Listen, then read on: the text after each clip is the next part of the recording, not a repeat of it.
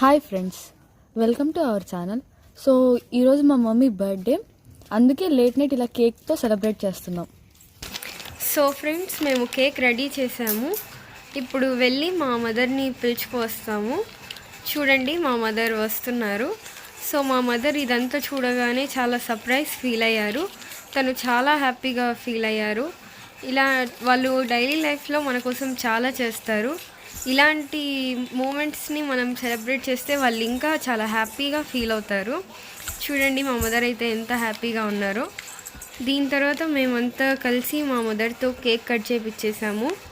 తనకి తినిపించి మేమంతా కూడా కేక్ని బాగా ఎంజాయ్ చేసాము.